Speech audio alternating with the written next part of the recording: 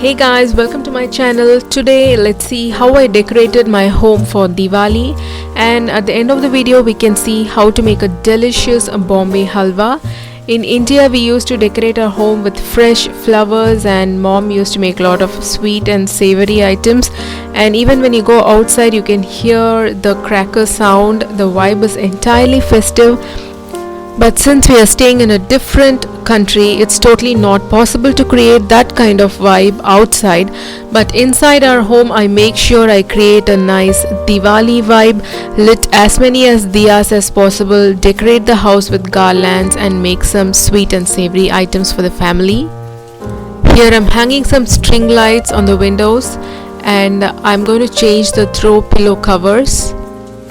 I love this golden print throw pillow cover, and also I have a golden yellow throw pillow cover which has a lot of beautiful tassels on it. Now our living room is done.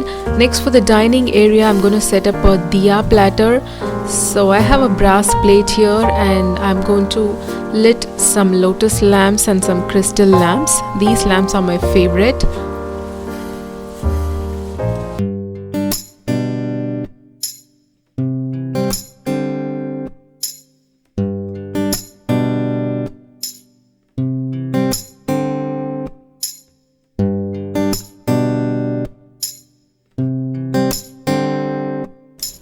And these two books are my new journal, and I'm so excited about it.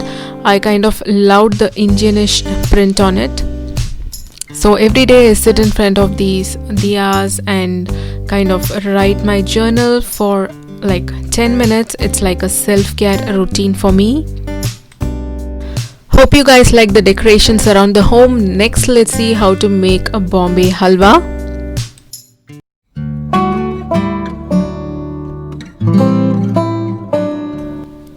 To a bowl, I'm adding half cup of cornstarch and 1.5 cups of water.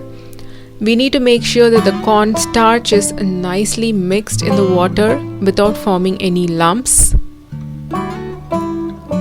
To give that gorgeous orange color to the halwa, we are going to add some food color. Let's give it up a quick mix. To a hot pan, I'm adding 1.5 cups of sugar and 1.5 cups of water to melt the sugar.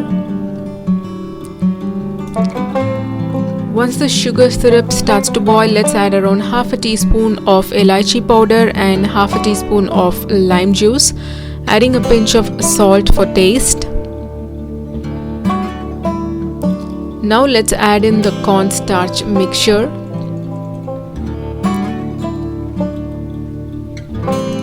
We need to cook this mixture in a medium flame for 15 to 20 minutes so that it reduces and becomes nice and thick. So this is the consistency that we are expecting. Now I'm adding some chopped nuts. Here I'm using almonds. You can add some cashew nuts. The key to a good halwa is a longer cooking time. So if you want a chewy Karachi halwa, we need to make sure that we cook at least for 40 to 45 minutes, and we need to keep on mixing so that it comes to the desired consistency. I'm adding around 2 tablespoons of ghee now. In total, we need to add around 1/4 cup of ghee for this recipe.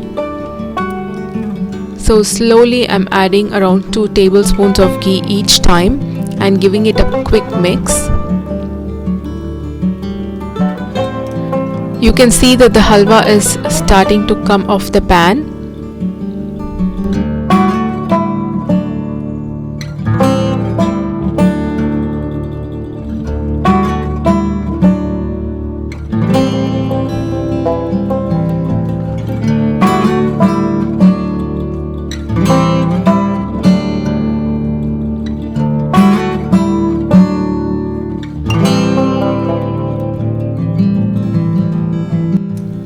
It's been like 10 minutes since I added my final batch of ghee. The entire process took around 45 minutes. The halwa is now in the perfect consistency, and it's perfectly ready to be taken out of the pan. You can see how beautifully it glides out of the pan. Our Karachi halwa is now ready. This needs to set for at least 2 hours. Once it sets, we can cut them into pieces.